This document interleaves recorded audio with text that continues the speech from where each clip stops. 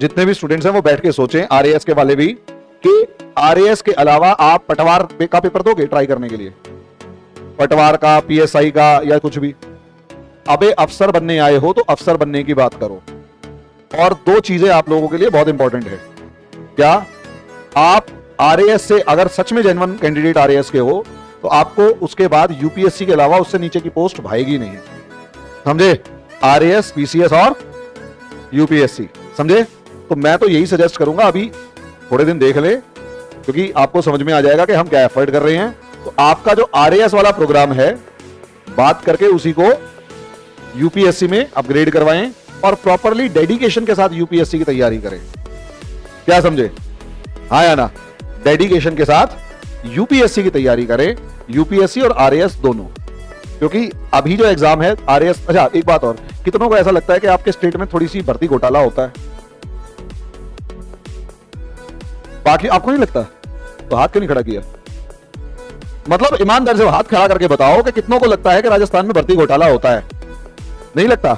तो हाथ फिर खड़ा करना था ना, यानी सबको लगता है, हाँ या ना? तो ऐसे में अच्छा कितनों को ऐसा लगता है कि यूपीएससी में ऐसा कोई भर्ती घोटाला होता है?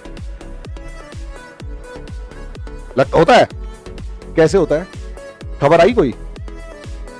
खबर आई है कोई? बता तो बेटा, किसने सुनाया था? पीटी वाले पेपर में घोटाला होता है? मेंस के पेपर में देखा कभी घोटाला है? क्या नहीं? वैसे भी है? ओम बिड़ला, अच्छा वेरी गुड वेरी गुड, ये सबसे खतरनाक बात है। ओम बिड़ला की लड़की सेलेक्ट हुई, यही कहा जा रहा है ना? वो कैसे सेलेक्ट हो गई? क्यों? नेताओं के बच्चे पढ़ते नहीं है क्या? एक सेकंड, नेताओं के बच्चे पढ़ते हैं नहीं पढ़ते? पढ़ते हैं। अच्छा मुझे पता रैंक कितना आया उस लड़की का? ये तो नहीं पता है। अगर घोटाला करना ही था तो अपनी बेटी को टॉप ना करवाता, टॉप 100 में। भाई साहब क्या होता है कि कई बार एग्जाम ले लिया, कुछ बच्चे रिजर्व्ड फॉर्म में रह गए, कि मतलब 10-15 बच्चे रखे जाते हैं, यानी सिलेक्शन जो होना था ना वो सारे हो गए, और बाकियों को क्या किया, एक रिजर्व्ड कैटेगरी में रख लिया। मतलब रिजर्व मींस 15-20 बच्चे ऐसे होते हैं कि बाकी अगर कल को जल्दी वैकेंसी, ज्यादा बच्चों को भर्ती करना पड़ गया तो इन 15 को हम सेलेक्ट कर जाएंगे, समझे? जो लोकसभा स्पीकर है, शायद जहां तक मुझे पता है ये केस, उनकी बेटी उस लेवल में थी, लास्ट वाले 15 में, हाँ या ना? यही था ना, लास्ट वाले 14-15 बच्चों में थी। जब वैकेंसी बढ़ी, जो लगभग हर साल बढ़ती है, हाँ या ना, उसमें सिलेक्शन हुआ। और अगर घपला करना ही था, हाँ या ना, तो भाई वो घपला क्या नाम है, इंटरव्यू के मार्क्स में भी होता। भाई 275 में से 180-190 मार्क्स मिलते, कितने मिले? मेरे ख्याल से 145-50 के आसपास मार्क्स मिले हैं, एवरेज से मार्क्स मिले हैं।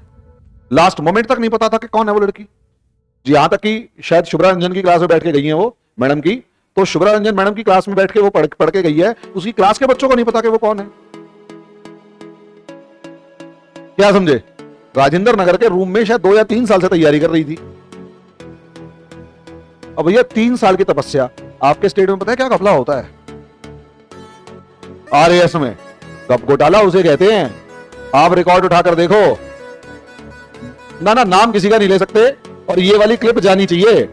क्या मामला था कि भाई साहब जितने 80 नंबर मिले हैं ना, जितनों को इंटरव्यू में, कुछ नहीं करना, घोटाला ही पकड़ना है, तो जितनों को 75 और 80 मिले नंबर, 70 से 80 के बीच में, उनकी लिस्ट निकालो और ये चेक करो कि उनकी या उनके मां बाप की या भाई बहन के नाम की या नाना नानी के नाम की कोई एक प्रॉपर्टी मेंस से लेकर इंटरव्यू के बीच में 40, 50, 60 लाख में बिकी थी।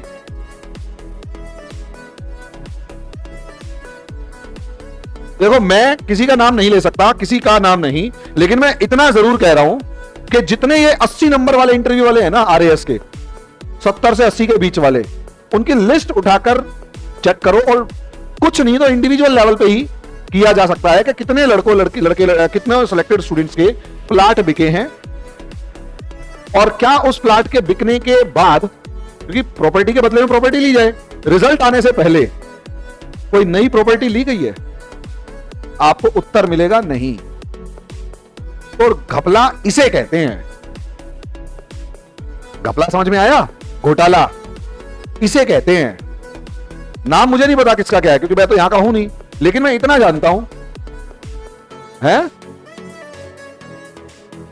दो चार पत्तीलाल, जो नहीं, जो चीज मैं कह रहा हूं वो इसे समझो कि असलियत में प्रॉब्लम ही ये है, और कुछ दिमाग लगाने की जरूरत नहीं है। कुछ दिमाग, एक प्लाट बेचा, 80 नंबर इंटरव्यू में मिले, और कितनों को 80-80 मिले उनकी लिस्ट निकाल के चेक कर लो, 70 से 80 वाले। और दूसरा, जो रिश्तेदार सेलेक्ट हुए हैं ना, जो मंत्री के रिश्तेदार सेलेक्ट हुए हैं, उनके इंटरव्यू के नंबर देख लो भाई। इंटरव्यू ने अगर 20 नंबर में भी फर्क डाल दिया, तुम्हारे रैंक ऊपर नीचे अल्टा पल्टी करते हुए कितने जाते हैं, ये समझ नहीं पाते तुम 20 नंबर में। घपला इसे कहते हैं। ओम बिड़ला की लड़की के लिए घपला नहीं है, वो तो मेहनत कर रही थी। और तीसरी एक बात, एक काम करो, यूपीएससी क्रैक किया है ना, इंटरव्यू दे रही थी वो लड़की, वो बच्चा इंटरव्यू दे रहा था, चेक किया, मतलब बात करने से पता लग रहा है यार पढ़ी लिखी लड़की है, मेहनती है। और यहां वाले जो सेलेक्ट हुए उनसे बात करके देख लो, यहां वाले टॉपर्स तक को तो फैक्ट नहीं पता कि जवाहरलाल नेहरू कब मरे थे। सही बता रहा हूं, बहुत से टॉपर्स है ना, स्पेलिंग तक ढंग से नहीं लिख पाते, और वो ऑन रिकॉर्ड बोलते हुए नजर आ रहे हैं कि उनके जवाहरलाल नेहरू, मतलब वो जवाहरलाल नेहरू कब मार दिए पता नहीं, रोज हर बार अलग अलग। और जबकि आरएएस फैक्चुअल वाला मामला है तो फैक्ट्स तो रटे हुए होने चाहिए। घपला इसे कहते हैं। और जाति के परम्यूटेशन कॉम्बिनेशन के अकॉर्डिंग सिलेक्शन और रिजेक्शन हो रहा हो उसे कहते हैं। ठीक है, तो भैया तुम्हारे यहां पर बेईमानी है, तुम्हें मानना पड़ेगा। बस पकड़ी गई वो एक अलग मैटर है, अगर ना पकड़ी जाती, ठीक है, तो भाई तुम लोग